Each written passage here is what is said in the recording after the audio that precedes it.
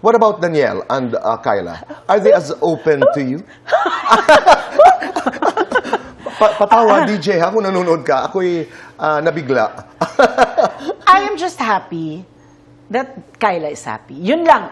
Para sa isang parent, ang gusto mo lang maging masaya Lahat. sila. Oo, lahat. Diba? When you see that your child is happy, anong karapatan mo makialam at gumit na doon sa happiness? Right. Basta happy ka, yun lang ang gusto ko. And she's a very good actor.